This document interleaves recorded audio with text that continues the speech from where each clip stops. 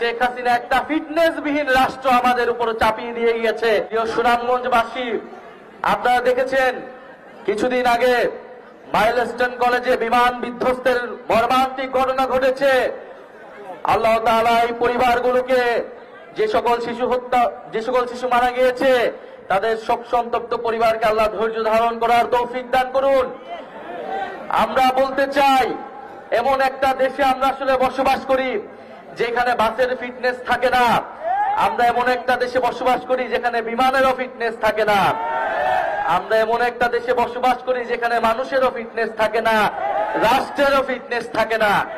শেখ হাসিনা একটা ফিটনেসবিহীন রাষ্ট্র আমাদের উপর চাপিয়ে দিয়ে গিয়েছে, এই প্রজন্মের উপর চাপিয়ে দিয়ে গিয়েছে। আমরা বলেছি এই প্রজন্ম, আমরা ভবিষ্যৎ প্রজন্মের জন্য একটা ফিটনেসবিহীন রাষ্ট্র দিয়ে যেতে পারি না। এটা আমাদের দায়িত্ব। আপনাদের সন্তানরা যারা জীবন দিয়েছে, যারা আজকে এখানে একজন শহীদ পরিবারের বাবা রয়েছেন, শহীদ সোহাগের বাবা রয়েছেন, যারা রাস্তায় জীবন দিয়েছিলেন, তাদের জন্য হলেও, তাদের আকাঙ্ক্ষা পূরণের জন্য হলেও, ভবিষ্যৎ প্রজন্মের জন্য হলো এই রাষ্ট্রের ফিটনেস আমাদেরকে তৈরি করতে হবে, এই রাষ্ট্রের মেরামত আমাদেরকে তৈরি করতে হবে। সেই রাষ্ট্র মেরামতের রাজনীতির জন্যই জাতীয় নাগরিক পার্টি প্রতিষ্ঠিত হয়েছে। সেই রাষ্ট্র সংস্কার, সেই নতুন বন্দোবস্তের জন্যই আমরা আপনাদের কাছে যাচ্ছি।